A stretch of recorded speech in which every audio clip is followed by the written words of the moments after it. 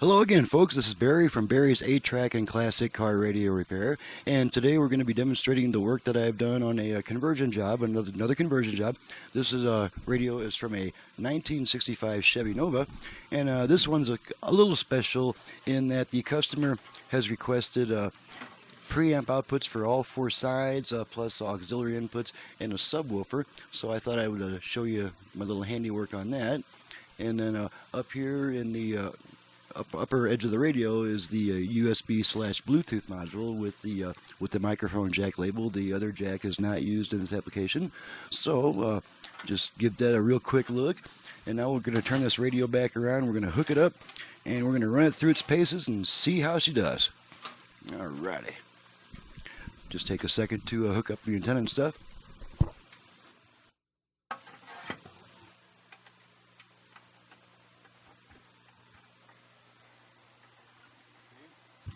I'm going to put our little USB receptacle right here where it's easy to get to so we can test that function real quick.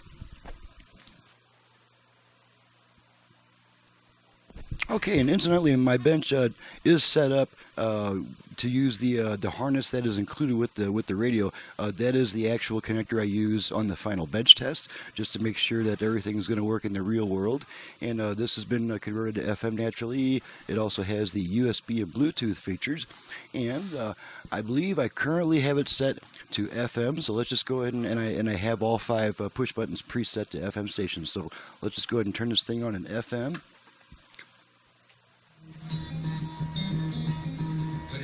Alrighty, there's our radio, and in a little bit I'll show you the output level indications when we demonstrate the balance and fader functions.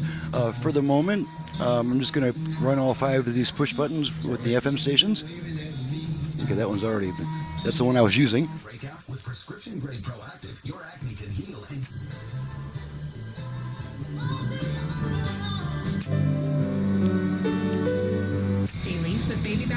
Okay, those are all FM stations. Let's test the dial lighting real quick. Okay, dial lighting is working. Alrighty, and now we're going to switch over to AM.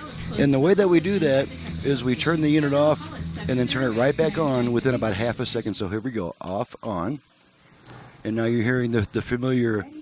Oh, I accidentally activated the Bluetooth function, so I'm going to turn it back off to cancel that function. Turn it back on. It's still in AM mode, and I'm tuned to the one good station we get in this area. where did it come from? Oh, there's one that we get too. Now we get.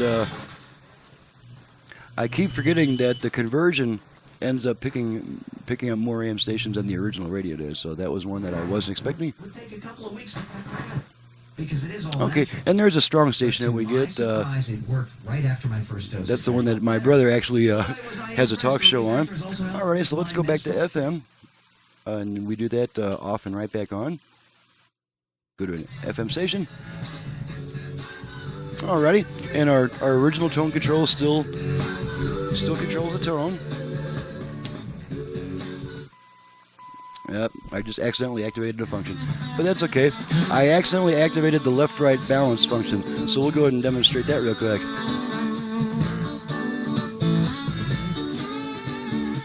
Okay, we're just going from left to right here, and I'm going to bring in the output level meters very soon so you can actually see that. Okay, the function timed out. Okay, and now we're going to now I'm going to deliberately activate the let's do the front rear fader first. That is done by working the tone control. To activate the fader function, front to rear fader, we give the tone control 2 quick turns to the right, each time returning it to the original position. So you want to, before you do that, you want to set your tone control in such a way that you've got room to turn it in either direction. Okay, so turning it to the right twice will activate the front rear fader function. You're going to hear 4 beeps through the speakers. After those beeps, this control will now adjust the front rear fader. So let's go ahead and bring our output level meters into the picture so we can check out the results of that. We're going to move our radio to the upper left hand corner. Okay, now we're seeing relatively equal output in all 4 speakers. Now I'm going to activate the virtual front rear fader twice to the right on the tone control. Here we go. Okay, there's our 4 beeps. Okay, now this control is adjusting front to rear. And as long as you keep adjusting it, it'll stay on that function. About a half a second after you stop adjusting it, it's going to time out, and you'll hear one single beep letting you know that that setting has been saved and that the tone control is once again just the tone control. Okay, so I'm going to stop adjusting it right now. And there's our confirmation tone, letting us know that this is once again just the tone control, as you can hear the difference in tone. Okay, now I'm going to activate the left-right balance control, and the same procedure, except we rotate the tone control twice to the left instead. So here we go. This song's about over, so we'll give this time to... we'll just go ahead and do it now. Here we go.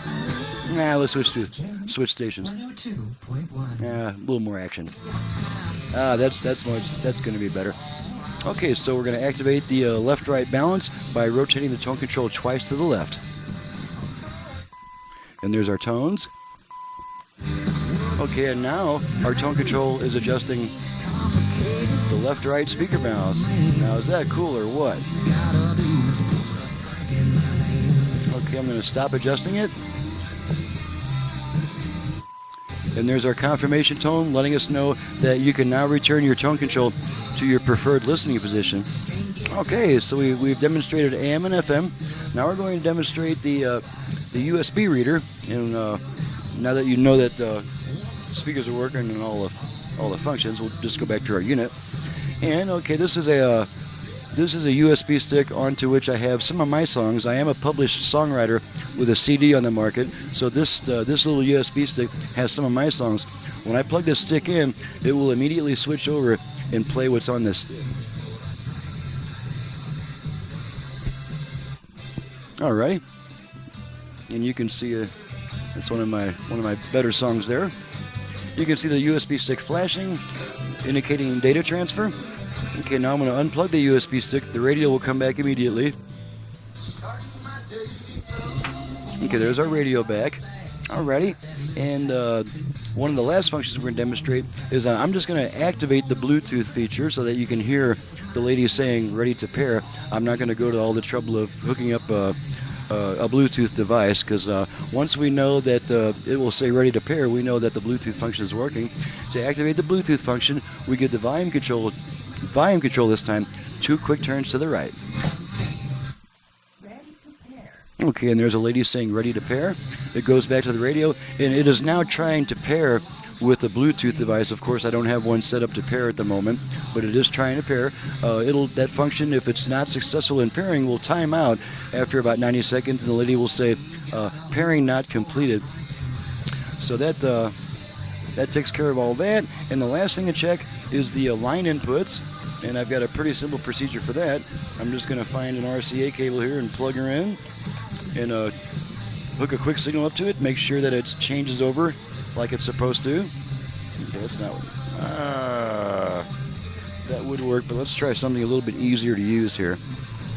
Let's see. There's got to be an RCA cable around here somewhere.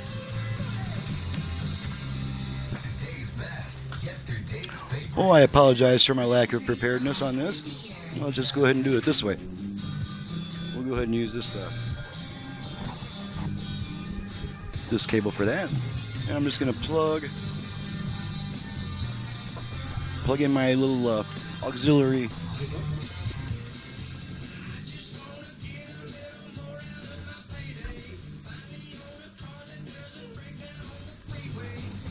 Okay, now we'll go back to our output level meter so we can see the reaction.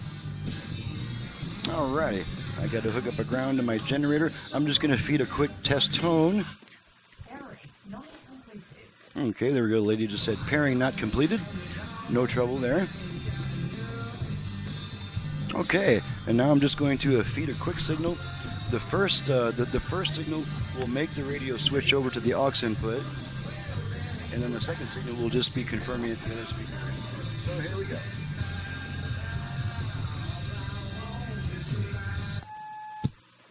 Okay, there's the one side, the radio switched over, and And there's the other side, indicating that the aux function is working properly. Now, after you remove the aux signal, there is a 20-second delay before the radio comes back by itself. That is due to a Vox circuit, voice-operated switch, which holds onto the signal a little bit longer than it needs to make sure that it's not constantly switching back and forth during quiet music passages or between songs. So, this completes the test. All functions are working properly. Thank you very much for your business, Mr. Brad Hovey, from Tucson, Arizona, my own home state. And to the general public, thank you for watching and listening. And stay tuned for more cool stuff. As soon as I brighten my face up a little bit, it's probably not a good idea to brighten my... there we go. Here we are, folks. This is Barry again from Barry's 8-Track and Classic Car Radio Repair. Thank you for your attention. If you have a machine you would like me to work on, you can reach me directly at 928-533-9666. Now, this is for paying repair work only. This is not for free advice or to ask me where to find a part. I do not provide those services. Thank you very much, and we'll see you next time.